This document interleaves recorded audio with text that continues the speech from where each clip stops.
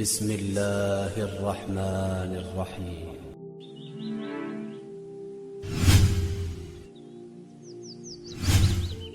ابوالولید، خدا کی قسم تم پر بھی محمد کا جادو چل گیا ہے، تم بھی اس کے جادو سے نہ بچ سکے۔ لیکن محمد کی بات ہی کچھ اور ہے، اس کی جیسی بات تو آج تک میرے کانوں نے نہیں سنی۔ بسم اللہ الرحمن الرحیم۔ السلام علیکم ناظرین، آج اس ویڈیو میں ہم بات کریں گے عتبہ بن ربیعہ عرف ابوالولید۔ جب وہ آپ صلی اللہ تعالی علیہ وآلہ وسلم کے پاس گیا تو اس نے آپ صلی اللہ تعالی علیہ وآلہ وسلم کے پاس وہ کون سی شرطیں رکھی جس کا جواب اس نے سنا تو وہ اوندھے منہ واپس لوٹ آیا۔ تو ناظرین، آپ سے گزارش ہے ویڈیو میں آخر تک بنے رہیں، اگر پسند آئے تو ایک لائک ضرور کر دیں۔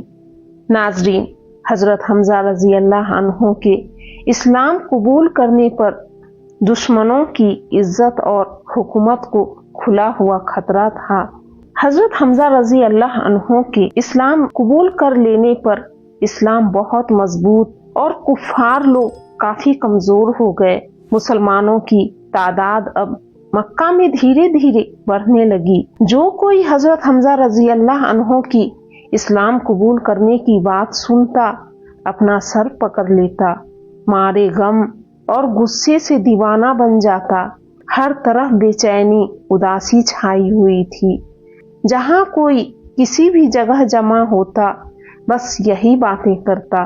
ایک دن سبھی کفار ایک ساتھ مکہ شریف میں بیٹھے ہوئے تھے، سبھی اپنی اپنی بے بسی کا رونا رو رہے تھے اور آپ صلی اللہ تعالی علیہ وآلہ وسلم کی دین کے بارے میں باتیں کر رہے تھے۔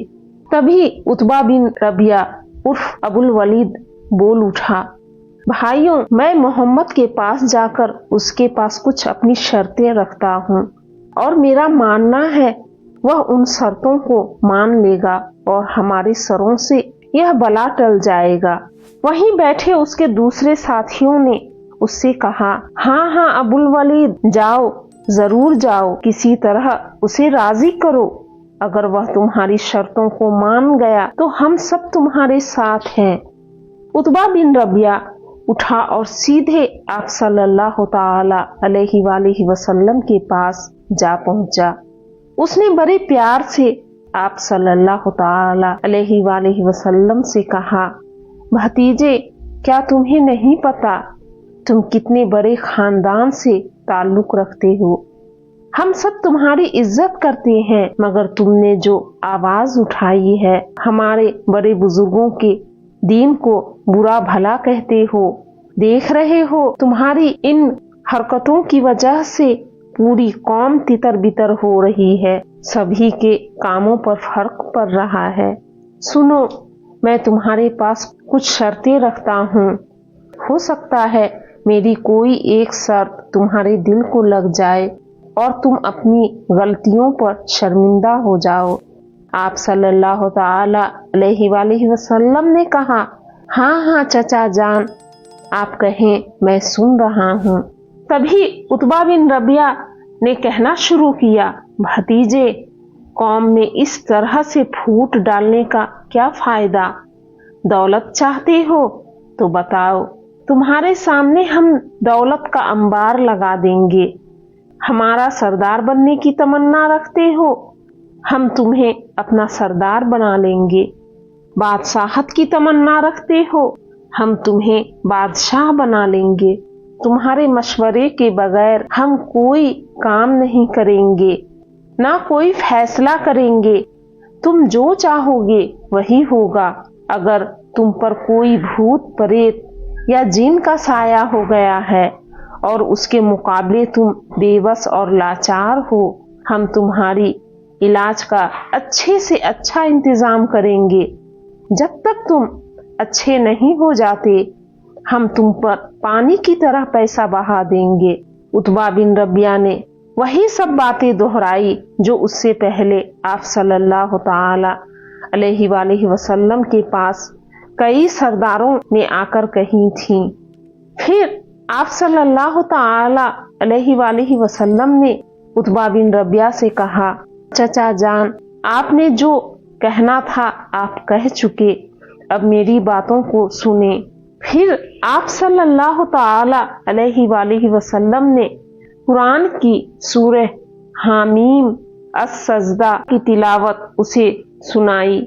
जब आप सल्लल्लाहु ताला अलैहि वसल्लम तिलावत कर रहे थे तो उतबा बिन रबिया बहुत ध्यान से उनकी तिलावत को सुन रहा था और सूरह में कई जगह ऐसी बातें आईं जिसे सुन उसका कलेजा दहल गया। सूरह हामीम सुन वह वहां से उठा और अपने साथियों के पास वापस लौट आ रहा था, पर अब उसकी सोच बिल्कुल अलग, दिल की दुनिया बदली हुई थी। साथियों ने जब उसे अपनी तरफ आते देखा तो सभी समझ गए यह वह चेहरा नहीं जो अभी हमारे पास से गया था। जब उतबा बिन रबिया उनके सामने आया तो साथियों ने उससे पूछा, अबुल वलीद, क्या काम बना? मोहम्मद ने तुम्हारी रखी शर्तों को मानी या नहीं? उतबा बिन रबिया ने कहा, खुदा की कसम, मैंने शायरों की शायरी सुनी, बहुत ज्योतिषियों की बातें सुनी, लेकिन मोहम्मद की बात ही कुछ और है। उसकी जैसी बात तो आज तक मेरे कानों ने नहीं सुनी। भाइयों, देखो, मेरी बात सुनो। वह जो कुछ कहता है या करता है उसे करने दो। मोहम्मद को अरब के लोगों पर छोड़ दो, उसका मकसद पूरा हो जाएगा और तुम अपने भाई के खून से हाथ रंगने से बच जाओगे। और अगर अरब वाले उसके सामने झुक गए तो उसकी इज्जत तुम्हारी इज्जत, उसकी ताकत तुम्हारी ताकत। यह सब सुन कुरैश बोल उठे, अबुल वलीद, खुदा की कसम, तुम पर भी मोहम्मद का जादू चल गया है, तुम भी उसके जादू से ना बच सके। उतबा बिन रबिया ने साथियों की बात सुन कहा, देखो भाइयों, मैंने जैसा देखा, जैसा सुना, जैसा समझा तुम लोगों को बता दिया, अब तुम समझो और तुम्हारा काम समझे। उतबा बिन रबिया के बताने पर भी वो नहीं समझे और आप सल्लल्लाहु ताला अलैहि वसल्लम की दुश्मनी में दीवाने बने रहे। नाज़रीन, अगर यह वीडियो आपको पसंद आई हो तो एक लाइक कर चैनल को ज़रूर सब्सक्राइब कर लें और साथ ही बेल आइकन को दबाना ना भूलें, जिससे ऐसी ही आने वाली वीडियो की नोटिफिकेशन हमेशा सबसे पहले आप तक पहुंचेंगी। मिलते हैं अगली वीडियो में, तब तक के लिए अस्सलामु अलैकुम, फी अमानुल्लाह।